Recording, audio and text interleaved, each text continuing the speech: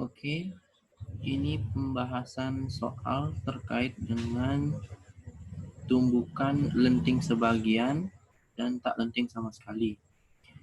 Dari tugas yang kalian kumpul, sudah saya cek. Semua sudah sesuai dengan konsep.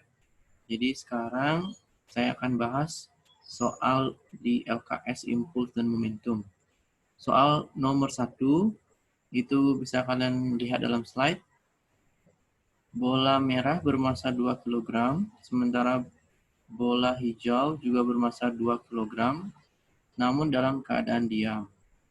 Nah, dalam kasus ini, tumbukan yang terjadi adalah tumbukan tidak lenting sama sekali. Konsep tidak lenting sama sekali itu artinya ketika kedua benda bertumbukan, maka benda itu tidak mengalami perubahan kedudukan, dalam artian tidak mental dia. Baik, langsung saja saya bahas untuk soal ini.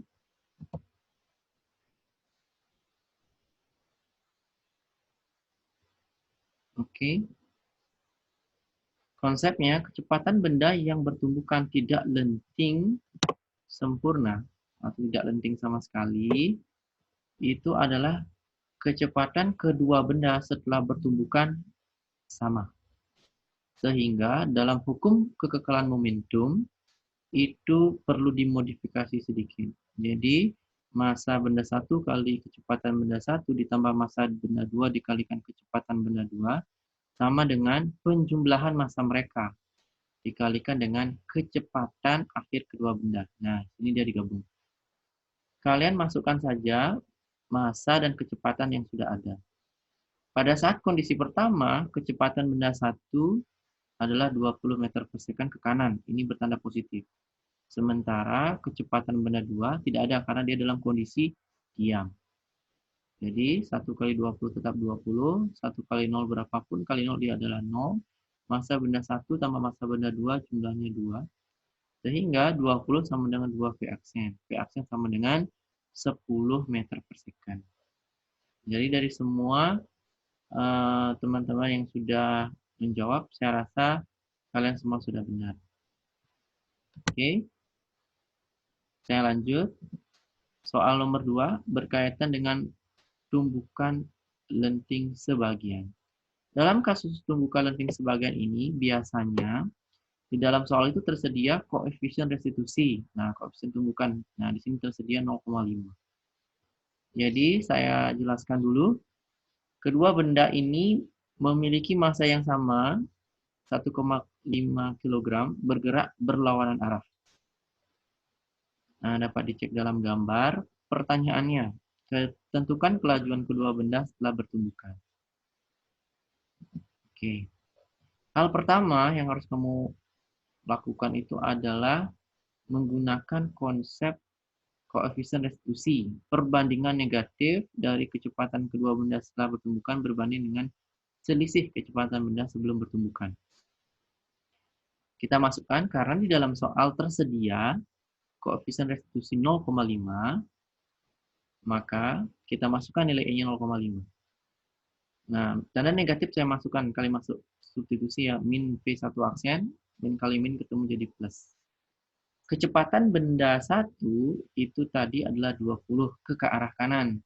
Kemudian benda V2 sebelum bertumbukan dia bergerak ke kiri. Jadi min ketemu min bertanda positif. Nah, sehingga ini dijumlahkan jadi 30. Kita kali silang sebelah kiri, 0,5 kali 30, 15, sama dengan min V1 aksen ditambah V2 aksen. Sehingga saya pindah ruas V1 aksennya ke sebelah kiri dan 15 ke sebelah kanan. Sehingga didapatkan persamaan 1, yaitu V1 aksen sama dengan V2 aksen minus 15. Ini disimpan, kemudian kita masuk ke hukum kekekalan momentum kembali. Dalam tumbukan lenting sempurna, dalam tumbukan lenting sebagian, itu tetap mengadaptasi hukum kekekalan momentum secara utuh. Nah, di sini kita masukkan massa benda asalnya kan sama ya, 1,5, 1,5, 1,5, 1,5. Jadi kita bisa coret 1,5. Kemudian masukkan V1 ke kanan 20, sementara V2-nya sebelum bertumbukan, yaitu kecepatan benda 2 itu dia ke kiri, minus 10. Nah, setiap ada V1 aksen, masukkan ke persamaan 1 tadi. Nah, jadi persamaan 1 tadi, V1 aksen itu bernilai V2 aksen minus 15. Jadi, setiap ada V1 aksen, ganti dia dengan V2 aksen minus 15. V2 aksen tetap V2 aksen.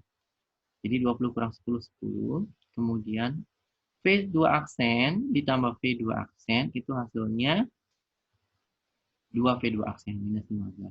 Nah, pindah ruas, 10 tambah 15 jadi 25, bagi 25 dengan 2 hasilnya 12,5. Jadi setelah bertumbukan, kecepatan benda 2 itu bergerak ke kanan dengan laju 12,5 meter per second. Sementara bagaimana dengan kecepatan benda 1 setelah bertumbukan? Jadi tinggal masukkan nilai V2 aksen yang kamu sudah dapat. Masukkan 12,5 min 15. Dapatnya minus 2,5 meter per second. Jadi benda 1 ini bergerak ke kiri setelah bertumbukan. Dari hasil jawaban yang kalian kirimkan, sudah sesuai dengan konsep. Saya rasa di sini tidak ada masalah. Kita lanjut ke soal nomor selanjutnya. Nah, peristiwa ini sering terjadi ketika kalian bermain bekel ataupun kalian menjatuhkan bola voli, bola kasti, ataupun bola basket, maka bola itu tidak mungkin akan memantul lebih tinggi dari keadaan awalnya.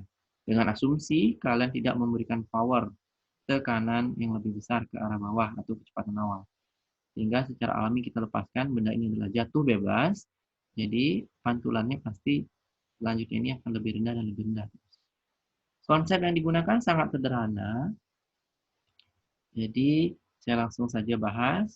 Nah, kita hanya menggunakan perbandingan akar dari ketinggian setelah memantul dan sebelum memantul.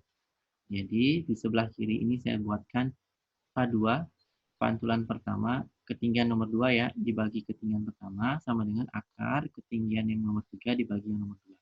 Jika ada sampai nomor 4 boleh H4 per H3, jadi ketinggian sesudahnya per ketinggian sebelumnya.